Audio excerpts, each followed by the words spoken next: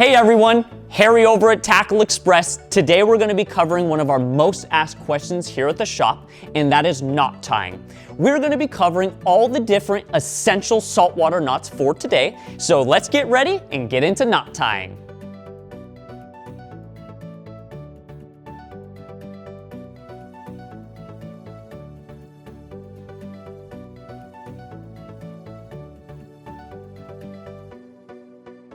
Let me show you how to tie the Palomar knot, a very strong and universal knot that can be used for a variety of different fishing instances. First, we're going to start by taking our line and making a loop like such. Once doing so, we will fold itself over. We're going to grab our hook, weight, or lure, feed it through the eye, and pull enough line, and as you can see, that hook can slide freely up and down. Next, we're going to create an overhand knot. Once doing so, we will go through that loop that we have created. Now we're left with this loop that is going to wrap around our hook, just like such. Now, all there is to do is to cinch. I like to make sure that little loop is up out of the way and not going to cause me any issues. Once being cinched, we're going to pull down on our main line, pull a little bit on our tag, make sure there's no looseness, and finally finishing with setting the main line. After that, all there is left to do is to trim the tag line. Here I am using our high-level braided line cutters. We use them here at the shop. They are excellent and they cut braided line with ease, as you can see. And that is how you tie the Palomar knot. Again, the Palomar knot is a very universal knot that can be used for a variety of different things, whether it be used to be tying to a hook, a weight, or a lure. We were using braided line in this video to show you how to tie, but on your own, we do highly recommend that you use either a monofilament or a fluorocarbon, for the braided line has a more likely reason to slip on you. And also something to cover, when tying the Palomar knot itself, once I had that loop that I wrapped around my hook, if you're going to be going anything larger, whether it be a long lure or anything larger, you will have to compensate and make that loop longer in order to fully wrap around whatever it is that you may be tying. But thanks for watching, guys. That is how you tie the Palomar knot. Now I'm going to be showing you how to tie the Pena knot. It is a great knot for attaching braided line to a piece of monofilament or fluorocarbon for leader or top shot. Starting, we're going to grab a piece of monofilament or fluorocarbon, and we are also going to grab our braided line. We're going to start by making an X just like such. You're going to pull enough leader on your braid side, anywhere from say 6 to probably 10 inches in length. Then over here on your monofilament side, you're going to pull anywhere from say 6 to 10 inches as well.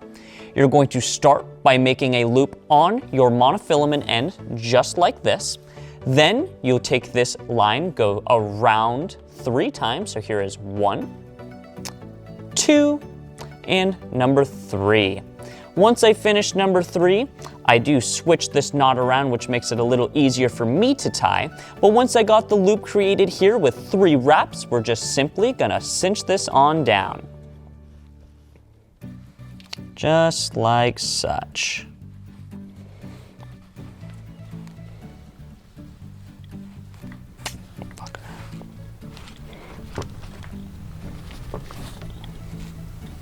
Perfect. And once we get that done, we're going to get all these little crosses out.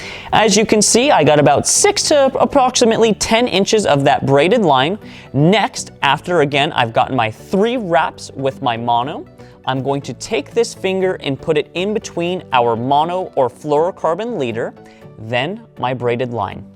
We're going to start by wrapping here, and we're going to wrap anywhere from 7 to 14 times. So here is 1, 2, 3, 4, 5, 6, 7, and number 8. The thicker the line, the less wraps you're gonna do. The thinner the line, the more wraps you would do. For instance, this is a 50-pound braid going to a 40-pound leader. 8 wraps up and 8 wraps down is plenty, but figure if you were using, say, a 10-pound braid with a 4-pound leader, that's when you might want to go and increase the amount of wraps. So once we've finished wrapping 8 times down, I'm going to switch my hands and pinch right there and wrap the same amount of ways down as I came up. So here's 3, 4, 5, 6, and lastly number 7, 8. After that, we will take this line, go through the loop where our index finger is, then the knot will look a little bit like this. First things first is we're going to pull the main braid line, which you're going to notice is going to suck this little loop away, just like such. Boom. Once you do that, you are going to want to lubricate the line. Saliva, water, or chapstick. Saliva and chapstick are much better lubricants. Figure once that's all lubricated, saturated all around the knot, that way that's not going to bind on you in any sort of way. Now we're just going to wrap our braided line and our mono around our hands or gloves, and we're going to slowly cinch that on down until it all comes together. And in doing so, this is how that knot should look. Now all there is left to do is by trimming the line. Again, we're here using our high-level braided line cutters. At the bottom, they do have a wider opening, which is specifically designed to cut monofilament and or fluorocarbon. And then lastly, we trim our braided line tag. And that is exactly how a Tony Pena knot should look like. This is an excellent knot that you can use from as light of line as you can imagine, all the way upwards of even heavier than 100-pound test. I tend to like to use this knot specifically anywhere from 60 to about 100, 130-pound line. And again, guys, that is how you tie the Tony Pena knot. Now I'm going to be showing you how to tie the Uni-Uni Knot. The Uni-Uni Knot is a great knot when it comes to attaching 2 separate lines together. For instance, here we are going to be attaching braid to braid, but you can also attach mono to mono, mono to fluorocarbon, or even braid to a leader of monofilament or fluorocarbon. Starting off, we're going to take our 2 different lines and create an X just like such. You want to make sure you have enough line pulled out on either side, anywhere from 6 to 10 inches on both. Now you're going to simply start by making a loop. Once we make the loop, I'll change my hands and make it a little easier to grab and work with. Then we just go through that loop 6 times. Here is 1, 2, there's 2, 3, 4, 5, and lastly number 6. Once we get number 6th wrap done, we're going to hold all 4 of our lines and we're just going to simply pull that on tight. Just like that. We don't want to quite cinch it down, but you want it tight, that way it's not going to move and walk around on you. Next, we're going to simply slide over to the other side and do the same thing. Grab our leader line, start by making a loop. Once we make that loop, we're just simply going to wrap 6 times. Here is 1, 2, 3, 4, 5, and number 6. And again, after doing so, we're going to pull those all together, all 4 lines, let that come tight with one another. Maybe pull that off, that way the wraps don't get messed up, just like such. Now we got it ready to cinch. The only thing to do is to lubricate. Once lubricated, we're going to cinch this guy on down, so pull tight on both ends of our line until she comes together just as such. Once she comes tight, we're simply going to cinch her on down just like such. And once that knot is all tied up, this is exactly how it should look. We'll trim those up. And lastly, the other side. And this is how the Uni-Uni knot should look when tied properly. And again, this is an excellent knot when it comes to attaching two separate lines together, whether that be braid to braid, mono to fluorocarbon, or even braid to any leader of your choice. Thanks for watching, guys, and that is how you tie the Uni-Uni knot.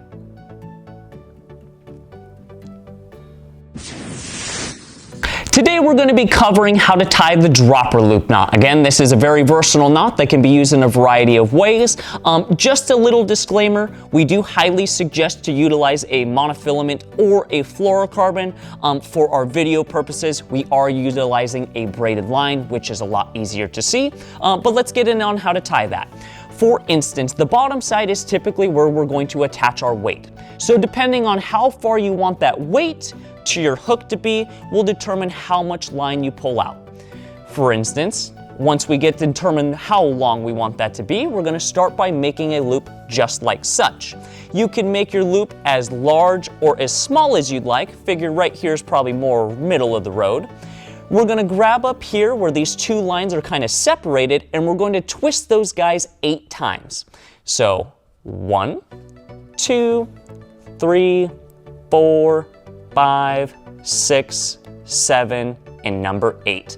Once we finish our 8th wrap, we'll open this little loop, grab this line at the bottom. It is a little hard to grab it without your teeth, so bear with me a moment. Once you grab that, all you gotta do is cinch that guy down, just like such. Boom. And that is how you tie the dropper loop knot. And again, however long you want from your weight to your hook will determine how much leader you pull out. This rig is a very popular rig when we go bottom fishing because it's very simple to just simply slide on up down the line and create an additional dropper loop. Therefore, you can utilize 2 hooks at one time, doing it just the way we had before. Again, starting by creating a loop, we can make that loop as big or as small as we'd like. And just like before, we'll grab these 2 lines up top and twist them 8 times. 1, 2, 3, 4, 5, 6, 7, and 8. Once we finish number 8, open that little loop, grab the line from the bottom. Again, it is a little hard to grab without your mouth. Just like such, and cinch that guy on down. Boom. And once that guy is cinched, as you can see, now we have created 2 loops that will allow us to fish 2 hooks consecutively at one time on the same rig. And again, I had also described how this knot has a lot of different circumstances of when you can use it and maybe even how. So for instance, this is a great knot for the rockfish again because you can double up and put 2 hooks on there. But it can be very popular when fishing yellowtail down deep. Figure you could put a 12 to 16 ounce sinker on the bottom, come anywhere from 3 to 6 feet up the line, create a loop, and now you can drop down a sardine, a squid, whatever it may be. But you can also do this rig reversed. For instance, that can be really popular for the halibut. So instead of having our sinker on the bottom, coming up the line and having a loop here, instead, we would attach our hook at the end of our line, and as we come up, we would tie the same exact dropper loop knot just as we did earlier. Once we do that, cinch down as normal. So instead now we would attach our weight here, which is then going to slide on the bottom. And again, this is very popular for halibut, being flat fish that'll bury themselves in the sand. As you bring that sinker over and you stumble upon that fish, next you know you have this little leader with a sardine, artificial lure, whatever it may be. And again, that is how we tie the dropper loop knot. It can be used in a variety of different circumstances, bottom fish, yellowtail, you name it. That is how you tie the dropper loop knot. Now we're gonna jump in on how to tie the Seaguar knot. Seaguar knot is an excellent knot when it comes to attaching mono to mono or mono to fluorocarbon, so let's get started on how to tie it. First things first, we're going to grab our leader line in one hand. I'm grabbing that leader in my left. I'm going to come over here and grab my main line, which is going to be resting in my right hand. Once doing that, we're going to create an X on both sides. So figure pull 6 to 8 inches over here. On the other side, we're going to pull an additional 6 to 8 inches. Now, we got these two lines separated just like this. We're going to start by creating a loop, just like such. So the leader line is in my left hand. This loop is on the lower side of this knot here. So once doing that, I'm going to set that there in pinch. Now we're going to twist this loop 3 times. Here is 1, 2, 3. Once we finish 3, we're going to open up that loop a little bit. 3. Once we open that up a little bit like such, we're going to come over to our left hand where our leader and tag line is. We're going to grab those, pull through this loop. I like to grab that leader and tag line with my ring finger like such and push that against my palm. I'm going to pull all of my leader line through so that is out of the way. Once it comes over and we're getting ready to cinch, this knot should make a figure 8 looking motion just like this. Once it looks like that, you know you're in the right direction. We're going to lubricate and then we're going to cinch her on down. So after a little bit of lubrication, you want to make sure it's all lathered up so there's no friction. Now, all there's left to do is cinch. I'm going to grab all 4 lines, both of our tags, as well as both of our mains, and we're just going to slowly cinch that guy on down like such. Once we get her tight, pull it all together, we're going to cinch one down on our main line, and then we're going to grab both of our tag lines and pull those again as well. And what I'm doing there is I'm just trying to eliminate all the loose slackness in the knot. That way there is minimal air, if any. So once the knot is tied up just like such, we got our leader or tag lines that must be trimmed. What we'll do is we'll fold that main line over. We got our tag line ready to cut, our high level cutters, snip right there. I do like to leave a little bit of a tag, not too much. This is maybe just a couple centimeters, if that. You don't want it to be too long because it'll grab other stuff, your guides, other lines, whatever it may be. And again, for the other side, fold down the main. We're going to trim that tag with our high level cutters. And again, leaving just a teensy bit of tag, again, just a couple centimeters. And that right there is how you tie the Seaguar knot. An excellent knot for attaching mono to mono or mono to fluorocarbon. Now we're going to be covering how to tie the spider hitch. Spider hitch is very similar to the dropper loop and can be fished very similarly, but there are a few reasons why I prefer the spider hitch that I will describe in just a moment. But jumping in on how to tie this, depending on how far you say want your sinker to be from your hook is going to determine how much lead we pull out. Figure I'll pull anywhere from about 1.5 feet to 2 feet. Once doing so, we're going to create this little loop like such. You can make your loop as large or as small as you'd like. Figure this is about the average size, which is plenty big enough. And again, you can make this larger or smaller. We know this as the spider hitch. What we'll do after we create this little loop, we'll just make a little overhand just like this. Once doing so, we'll take this loop and go through this one 3 times. So here is number 1, number 2, and lastly, number 3.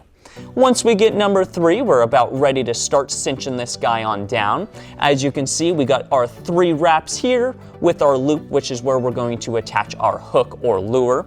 Before cinching, you do want to lubricate. Make sure everything's all lathered up there. There's no friction that's going to cause any damage to our knot. Once we get that lubricated, I'm going to separate this little loop here. That way we can cinch her on down. I'm going to hold both the leader and the main line with this loop tight, and we're just going to cinch this guy on down like such. Just like that. And again, now we got the loop, and you can set that loop as large or as small as you'd like, and depending on how far you want that loop with your hook to your sinker will determine how much lead you pull out from the bottom. I do tend to like to use the spider hitch specifically when I'm targeting game fish, such as sea bass, yellowtail, anything that's going to be a hard pulling, structure-oriented fish. And my reason being as of why. When we cinch the spider hitch down, we're naturally pulling from this loop, which is where we're going to attach our hook or lure. So when holding the main line with this loop, we're naturally just cinching this guy harder and harder.